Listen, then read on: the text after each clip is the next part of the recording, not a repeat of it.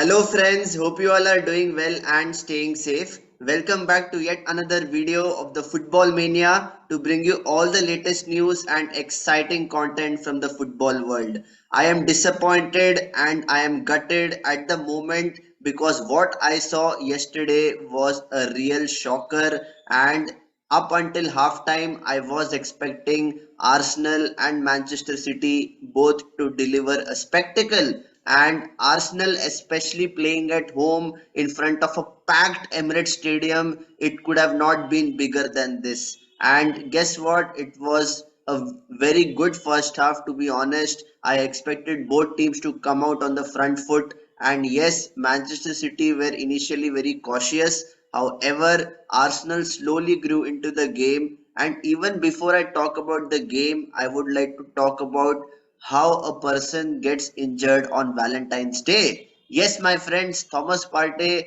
apparently suffered a tight muscle which put him out of the squad for this big game against Manchester City, which is just beyond belief. And a day before the match, he was training with the Gunners, and I expected a full strength starting 11. And in place of Partey, we saw Jorginho come into the lineup, and even Takehiro Tomiyasu coming in place of Ben White, who has been a bit suspect in the past couple of weeks. And that was a forced change, I felt. And I felt that Mikel Arteta was kind of, wary about the fact that Jack Grealish can get the better of Ben White on the left hand side. And it was really surprising to see how Pep Guardiola approached this match.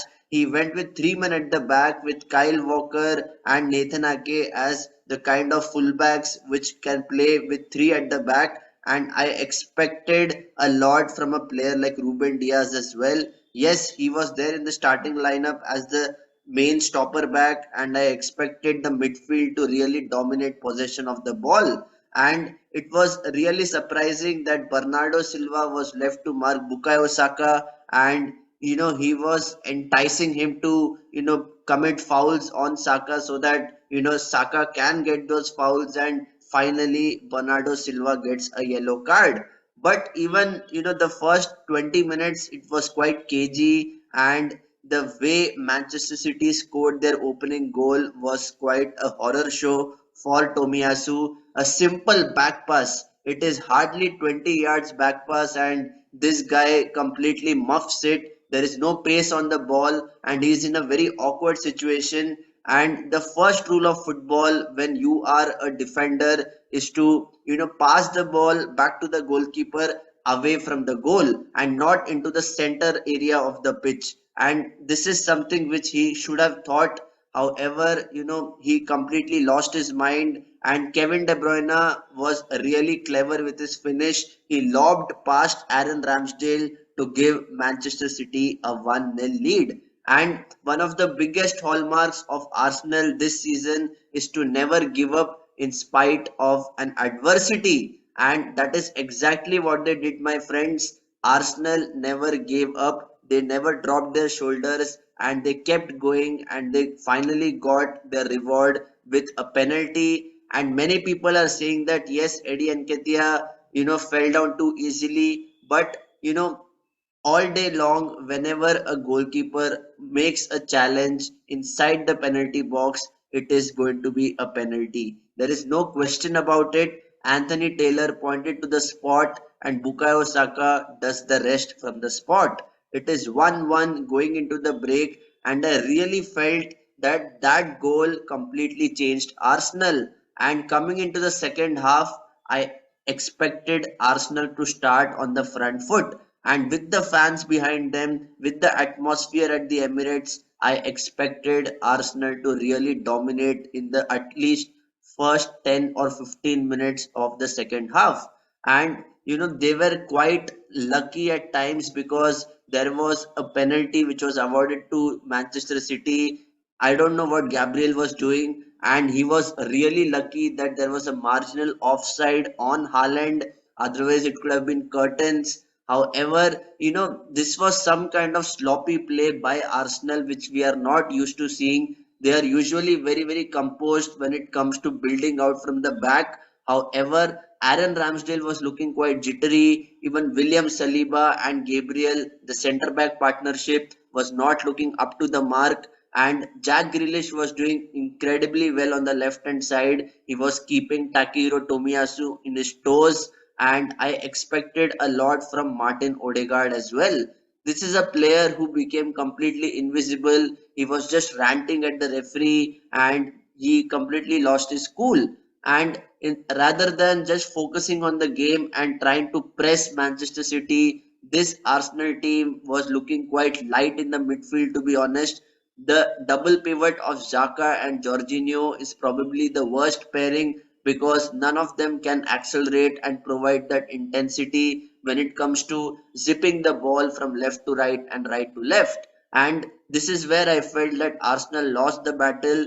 They allowed Manchester City to grow into the game. They allowed their opponents to completely come at them. And when you are not having that kind of composure at the back, just try to change it a bit. And I just don't understand why Zinchenko was not brought off the pitch. This was probably his worst performance in an Arsenal shirt, and Mikel Arteta deserves huge critics for his decision making because once again he made those standard substitutions, especially after City scored.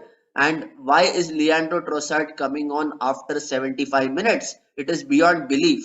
And to change the game, you need to make the right call at the right moment. And Trossard was not brought on.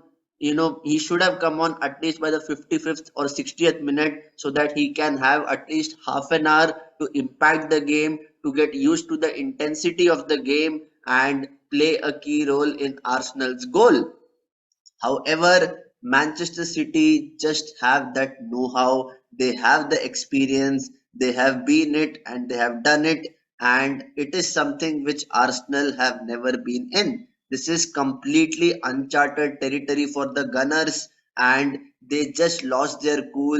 And the way they conceded those goals was just horrendous. And Jack Grealish popped up with the second goal for the citizens. It was a well taken move. Once again, a mistake from the build up at the back, and Manchester City are all over you. And once it was 2-1, I still expected Arsenal to get something out of this game because looking at the league table, looking at the context of the season, this match was crucial for Mikel Arteta's men. They never gave up, they kept fighting till the end, and once again, Erling Haaland proved to be a real menace for both William Saliba and Gabriel. And guess what? He got his rich reward in the 82nd minute.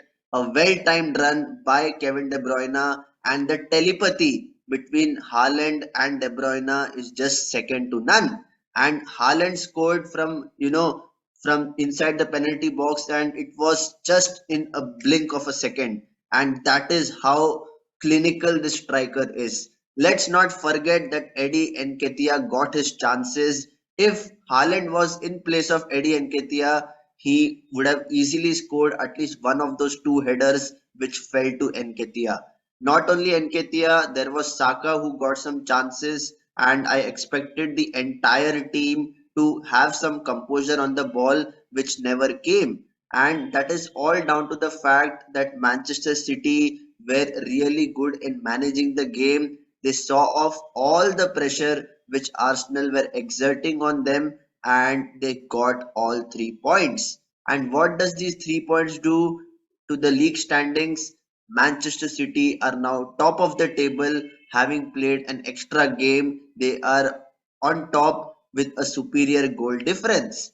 And yes, Arsenal do have a game in hand, but this is a big blow for their title challenge. And I told in my preview that whoever wins this match will be in the ascendancy going into the business end of the season. And at the moment, Manchester City are in pole position to win the Premier League. Let's be honest, they have been there and they have done it time and time again. And I won't be surprised if Pep Guardiola's men lift yet another Premier League trophy. And this is where Arsenal need to, just not press the panic button. they need to be composed, they need to regroup, they need to assess the situation and just take one game at a time and start winning football matches, because the Premier League is too harsh on you if you are taking your time.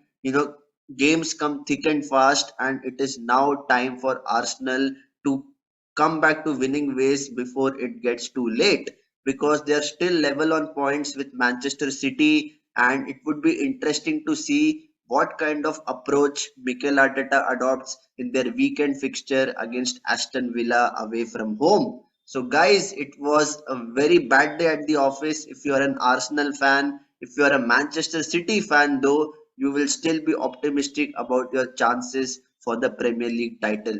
So, guys, I would love to know what are your thoughts about this match. Who was your key player who influenced the game in this match, and who do you think will ultimately have the composure and win the Premier League title?